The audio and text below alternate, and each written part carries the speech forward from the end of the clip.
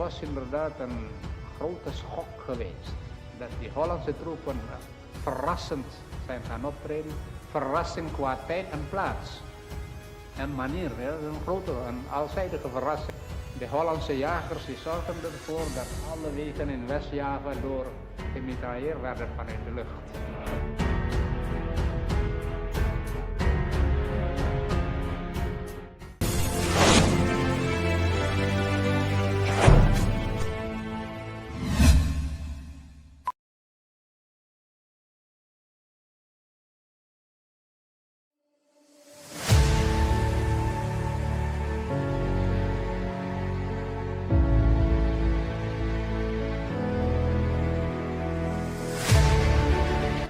Oke baik, assalamualaikum warahmatullahi wabarakatuh teman-teman. Terima kasih telah mengklik video ini dan selamat datang di Teman Cerita Channel. Apa kabar teman-teman semua? Semoga teman-teman semua dalam keadaan yang sehat walafiat. Dan untuk teman-teman yang baru datang di channel ini atau bergabung di channel ini, Abdin ucapin selamat datang. Oke baik teman-teman, kali ini kita akan membahas tentang agresi militer Belanda yang kedua atau yang dikenal dengan Operasi Krui, atau juga yang dikenal dalam bahasa Indonesia yaitu Operasi Gagak. Nah, agresi militer Belanda kedua ini terjadi tentunya pasca agresi militer Belanda yang pertama yang terjadi di tahun 1947. Yang dimana dalam agresi militer Belanda pertama ini, Belanda bermaksud untuk mengambil semua properti-propertinya dan perusahaan-perusahaannya serta perkebunannya yang ada di Indonesia. Namun, Belanda mengalami kekalahan pada agresi militer Belanda pertama dan kemudian berujung dan berakhir pada perjanjian Renville. Akan tetapi ternyata agresi militer Belanda ini berlanjut pada agresi militer Belanda kedua, di mana terjadinya pengkhianatan terhadap perjanjian Renville. Mau tahu pembahasannya? Untuk itu tonton video ini sampai selesai. Untuk teman-teman yang belum subscribe, mohon untuk subscribe dan nyalakan tombol loncengnya agar teman-teman bisa mendapatkan info terbaru dari Teman Cerita. Zeker van penonton worden. De strijd door moet gaan. Dat heeft hij toen ook getekend.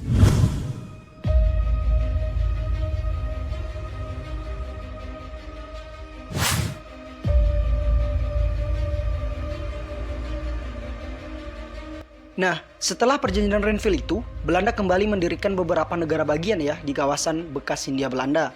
Wilayah ini berhasil dikuasai Belanda itu pada saat agresi militer Belanda yang pertama.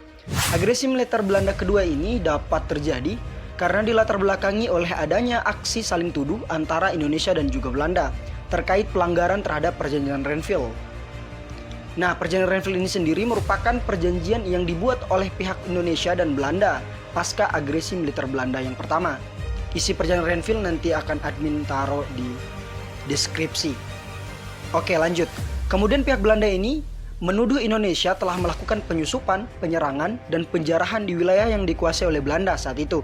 Belanda juga menganggap bahwa Indonesia tidak dapat mengurusi tentara rakyat. Sedangkan di pihak Indonesia sendiri, mereka membantah tuduhan itu dan justru memandang bahwa Belanda tidak menghormati isi perjanjian yang sudah disepakati bersama. Indonesia juga menganggap bahwa Belanda tetap melakukan politik adu domba dengan membuat negara federal seperti Konfederasi Federal Bandung. Serta Belanda juga dianggap sering melanggar garis demarkasi militer yang sebelumnya telah disepakati bersama. Nah, dari sinilah akhirnya Belanda melakukan agresi militer atau yang dikenal dengan Operasi Krui yang kedua.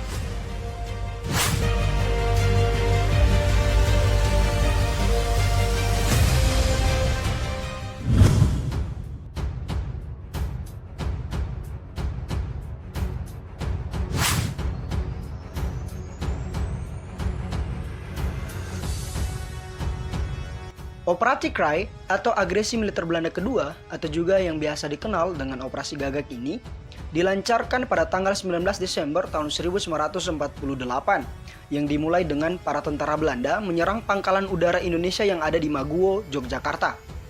Operasi ini sendiri dipimpin oleh Jenderal Simon Hendrik Spoor. Teman-teman, menurut Wikipedia, saat penyerangan tersebut terdapat sekitar 150 orang tentara nasional Indonesia yang berada di pangkalan udara Maguwo. Pada jam 5 pagi hari, Pangkalan Udara Maguwo dihujani bom dan tembakan mitraliur oleh 5 pesawat Mustang dan 9 pesawat Kitty Hawk. Dengan persenjataan yang minim dan personil yang bisa dibilang sedikit, pihak Indonesia saat itu kalah atas serangan tersebut dan membuat pasukan militer Belanda dapat menguasai Yogyakarta melalui Pangkalan Udara Maguwo ini. Pada saat penyerangan yang masih dilancarkan oleh militer Belanda, Dr. Bell, wakil tinggi mahakota Belanda di Batavia atau Jakarta sekarang, menyampaikan pidatonya dan menyatakan bahwa Belanda tidak lagi terikat dengan perjanjian Renville dan menyatakan akan melakukan operasi agresi militer terhadap Indonesia. Nah, wilayah yang menjadi target operasi CRY ini atau agresi militer Belanda kedua ini di antara lain adalah Sumatera dan juga Jawa. Serta tujuan dari operasi ini sendiri ada 3. Yang pertama, menghancurkan status Indonesia sebagai negara kesatuan. Yang kedua, menguasai Yogyakarta yang ketika itu menjadi ibu kota negara. Yang ketiga, menangkap pemimpin-pemimpin Indonesia. Teman-teman, akibat agresi militer Belanda II ini, para pemimpin negara seperti Presiden Soekarno, Muhammad Hatta, Sultan Syahrir, dan beberapa tokoh lainnya ditangkap. Selain itu mereka juga diasingkan serta tercatat di pihak Indonesia sekitar 128 tentara Republik yang tewas saat penyerangan terjadi.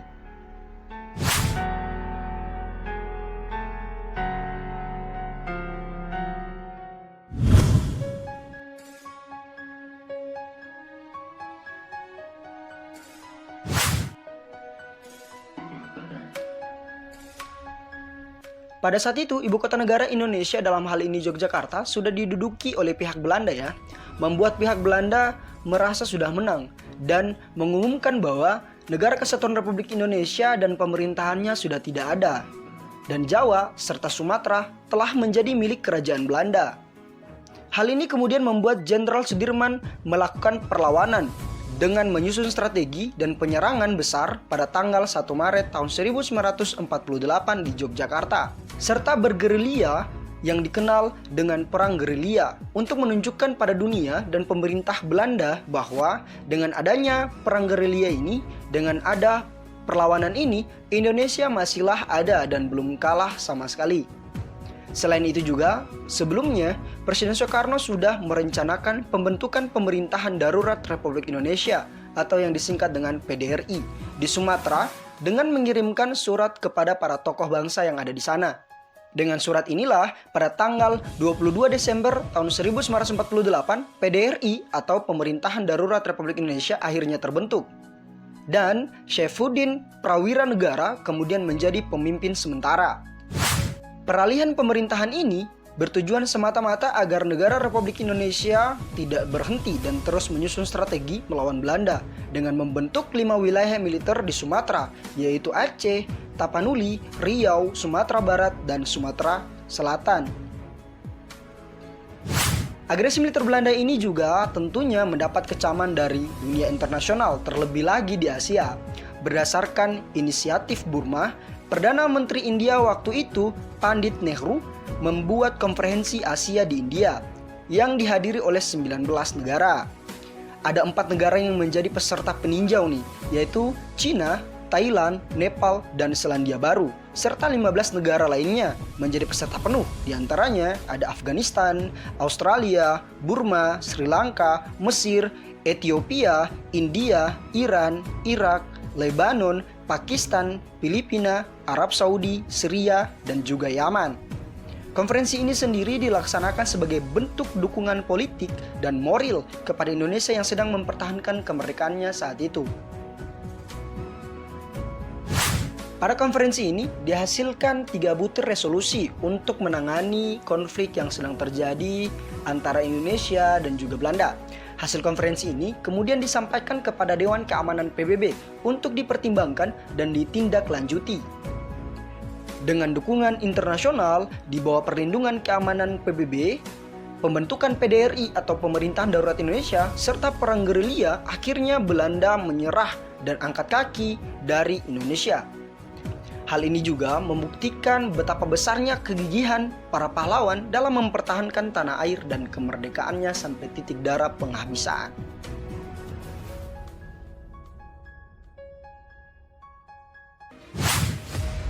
Dan mungkin itu saja pembahasan kita kali ini tentang agresi militer Belanda kedua atau yang dikenal dengan Operasi Krai atau juga yang dikenal dengan Operasi Gagak. Dan mungkin bagi teman-teman yang menonton video ini dan merasa bahwa ada referensi yang kurang atau ada penyampaian admin yang kurang, teman-teman boleh sampaikan di kolom komentar dan kita berdiskusi di sana. Terima kasih telah menonton video ini dan sampai jumpa di konten selanjutnya. Thank you.